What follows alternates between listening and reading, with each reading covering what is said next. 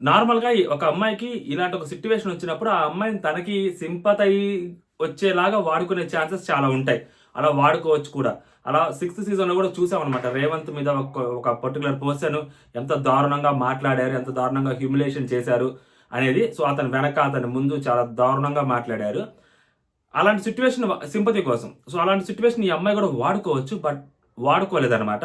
And కళ్యాణ్‌ని ఏదైతే నిన్న జరిగిందో అది కళ్యాణ్‌కి చాలా పెద్ద దెబ్బ. ఓకేనా? కళ్యాణ్ పాయింట్ ఆఫ్ వ్యూలో. బయట చూస్తున్న వాళ్ళకి, కళ్యాణ్ ఫ్యాన్స్‌కి మేబీ కాకపోవచ్చేమో గానీ, లోపల గేమ్ ఆడుతున్న కళ్యాణ్‌కి చాలా పెద్ద దెబ్బ. దాన్ని ఎలా హ్యాండిల్ చేయాలో కూడా తనకి ఆ సిట్యుయేషన్‌లో, ఆ టైంలో కన్ఫెషన్ రూమ్‌లో తనకు అర్థం కాలేదు. పిచ్చి చూపులు చూస్తా ఉన్నాడు కళ్యాణ్. ఎందుకంటే దాన్ని ఎలా మాట్లాడాలనేది తనకి అస్సలు మైండ్‌లోకే రాలా. ప్రిపేర్ అవ్వలేకపోయాడు అతను. అంత ఫాస్ట్‌గా మాట్లాడడానికి, రియాక్ట్ అవ్వడానికి. సో, అలాంటి సిట్యుయేషన్‌ని ఈ అమ్మాయి ఈరోజు ఎంత క్లారిటీగా, ఎంత చక్కగా మాట్లాడి, ఆ అమ్మాయి ఆడియన్స్ పాయింట్ ఆఫ్ వ్యూలో కూడా కాదు. సో, కళ్యాణ్ పాయింట్ ఆఫ్ వ్యూలో నుంచి ఆలోచిస్తూ, కళ్యాణ్‌కి చాలా మైనస్ కాకుండా, చాలా పెద్ద దెబ్బ తగలకుండా అండ్ కళ్యాణ్‌ని కాపాడి అండ్ కళ్యాణ్‌ని స్టిల్ విన్నర్ రేస్‌లో నిలబెట్టింది ఎట్ ప్రెజెంట్ ఆ అమ్మాయి అని అనిపించింది. సో, ఏంటి అనేది క్లియర్‌గా ఎక్స్‌ప్లెయిన్ చేస్తాను. నిన్న కళ్యాణ్‌ని అండ్ రమ్యని పంపించినప్పుడు, సో, కళ్యాణ్‌కి ఒకటి వీడియో చూపించారు. కళ్యాణ్ అక్కడ ఏమీ మాట్లాడలేదు. ఆల్మోస్ట్ అది రమ్య వైపే ఎడ్జ్ చూపెట్టారు. సో, రమ్యకి వైపు అంతా పాజిటివ్ రమ్య వైపే వచ్చిందనమాట. అది ఆడియన్స్, ఫేక్ ఆడియన్స్ అవ్వచ్చు, what ever the reason. But ఎంతో కొంత నిజం దాంట్లో ఉంది కాబట్టి, సో, కళ్యాణ్ వాళ్ళతోటి క్లోజ్‌గా మాట్లాడుతున్నది. సో, అది పర్టిక్యులర్ మూడో పర్సన్ ఎవరైతే ఉన్నారో, ఆ మూడో పర్సన్‌కి నచ్చలేదు. ఓకేనా? అది. ఇప్పుడు ఆ అమ్మాయి నిన్న ఆ అమ్మాయి కూడా ఒక వీడియో చూపించారు. ఆ అమ్మాయికి కూడా చప్పట్లు, 2 చేతులు చప్పట్లు కొడితేనే జరుగుతది అని చెప్పి మాధురి గారు అన్న వీడియో కూడా ఆమెకు చూపించారు. దాని తర్వాత ఆమెకు ఒక క్లారిటీ ఇచ్చింది.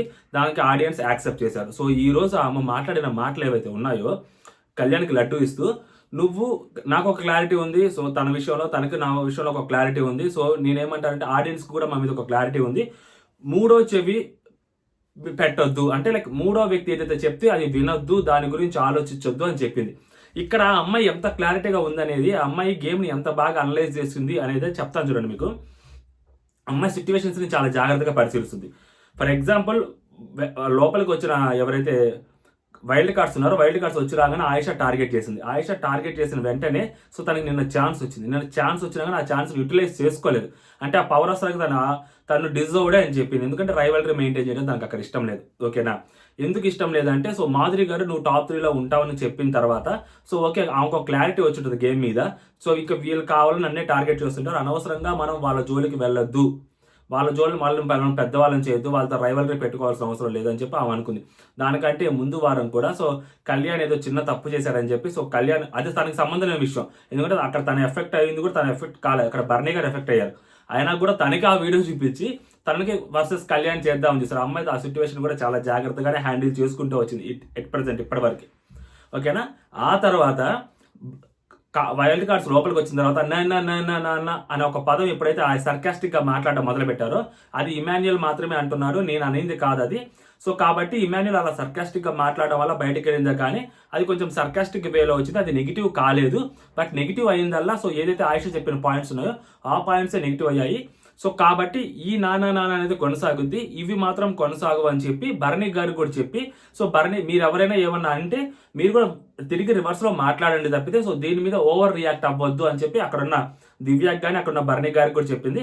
సో, దాని తాలూకు ప్రభావమే సో, ఇమాన్యుయల్ మీ కూతురు అసలు అర్థం కావట్లేదు అంటే, మీ అమ్మ కూడా అర్థం కావట్లేదు అని చెప్పడానికి అనమాట. ఈ రోజు కూడా సేమ్ అంతే.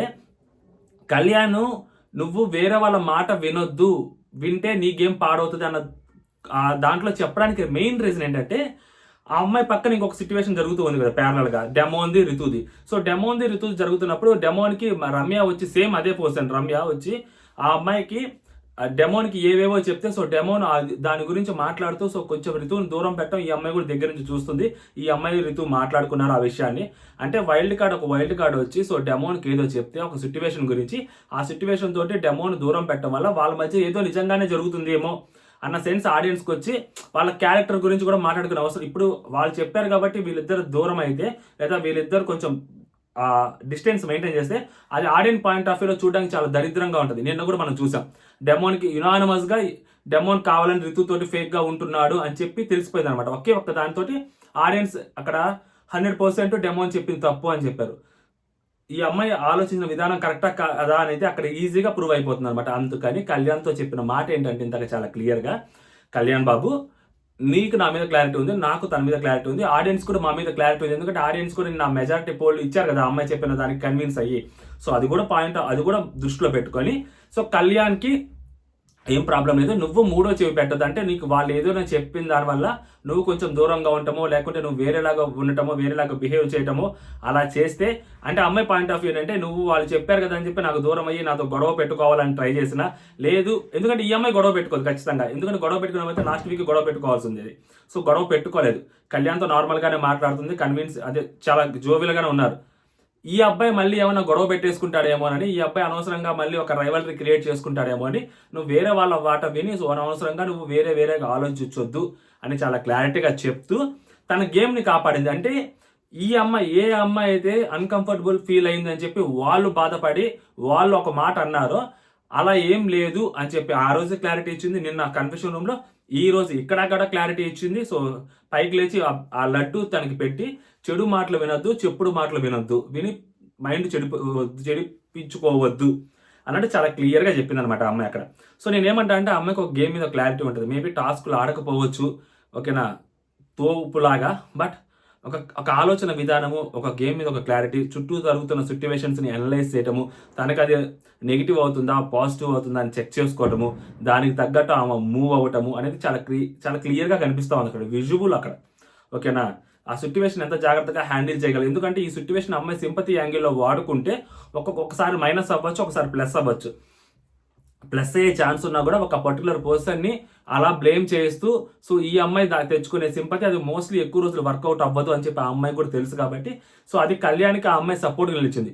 ఈ టైంలో ఒక అమ్మాయి ఒక అబ్బాయికి సపోర్ట్గా నిలచోవడం అనేది మామూలు విషయం కాదు, అసలు నెక్స్ట్ లెవెల్ విషయం. ఎందుకంటే ఆ అబ్బాయి మీద ఆడోళ్ళ పిచ్చోడని, లేకుంటే ఇంకొకటని ఇంకోటని, ఆ అమ్మాయికి ఇష్టం లేకపోయినా కానీ అమ్మాయి మీద చేతులు వేస్తున్నాడని కానీ, అమ్మాయి వద్దన్నా కానీ చేతులు వేస్తూనే ఉంటాడు అని ఇన్ని ఎలిగేషన్స్ ఆ అబ్బాయి మీద పాస్ చేసిన తర్వాత అఫ్కోర్స్ కొన్ని నిజం ఉన్నాయి, మరి టూ మచ్ అబాడోళ్ళు పిచ్చోడు ఇవన్నీ అంటే ఒప్పుకోరు కానీ ఎవరు అలా మాట్లాడకూడదు కూడా. బట్ వాటన్నిటికి కూడా ఈ అమ్మాయి సో తను ఒక యంగ్ పర్సన్, సో తను అలా మాట్లాడటంలో నాకు ఏమీ అనిపించలేదు. సో నేను తనకి చెప్పాను, తనకు ఒక క్లారిటీ ఇచ్చాను, సో తను కూడా అర్థం చేసుకున్నాడు అని చెప్పి తన పాయింట్ ఆఫ్ వ్యూని కూడా అక్కడ చెప్పడం అనేది సో మామూలు విషయం కాదని నాకు అనిపిస్తోంది. కళ్యాణ్ని కాపాడిన తనూజ, సో తనూజ కూడా గేమ్ పట్ల చాలా క్లారిటీ ఉంది. సో ఇంతకంటే ఒక పర్టికులర్ పర్సన్కి గేమ్ పట్ల చాలా క్లారిటీగా ఉండాలి అని చెప్పడానికి ఇంకో వేరే ఎగ్జాంపుల్స్ అవసరం లేదేమో. తన చుట్టూతో ఉన్న సినారియోస్ని అర్థం చేసుకొని ఒక కన్క్లూషన్ అయితే ఇచ్చేసింది. సో ఇంకా దాని గురించి ఎవరైనా మాట్లాడితే ఇప్పుడు రేపు రమ్య అవ్వచ్చు, లేకుంటే మాధురి గారు అవ్వచ్చు, ఇంకొకరు అవ్వచ్చు, ఇప్పుడు రేపు ఇద్దరు ఈ అమ్మాయి నామినేషన్ చేసినా కూడా తనూజ వాళ్ళు సైలెంట్గా ఉండాల్సిందే. వాళ్ళు టూ మచ్గా మాట్లాడితే ఈరోజు అమ్మాయి కన్క్లూషన్ ఇచ్చిన తర్వాత వాళ్ళు ఇంకా టూ మచ్గా మాట్లాడితే వాళ్ళే నెగిటివ్ అవుతారు తప్పితే ఈ అమ్మాయి నెగిటివ్ అవ్వదు. అందుకని ఈ అమ్మాయి క్లారిటీ ఇచ్చేసింది ఈరోజు. రేపు నామినేషన్స్లో మనం చూస్తాం ఖచ్చితంగా దుమ్ము దుర్పద్ది ఆల్మోస్ట్.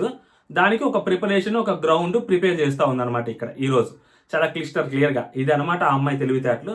సో ఇది నాకు అనిపించింది. భజన అయితే చేయట్లేదు, ఎందుకంటే భజన చేసే పని అయితే సింపతి యాంగిల్ కూడా ట్రై చేసి ఉండేవాళ్ళం, బట్ అక్కడ సింపతి యాంగిల్ కనపడలేదు ఆ అమ్మాయిలో. సో ఆ అమ్మాయి చాలా తెలివిగా, టాక్టిక్గా ఆ సిట్యువేషన్ని చాలా బ్యాలెన్స్డ్గా హ్యాండిల్ చేసింది అనిపించింది అనమాట. అదే మీ ముందుకు తీసుకొచ్చాను. సో మీకేమనిపించింది కూడా మీరు కామెంట్ చేయండి.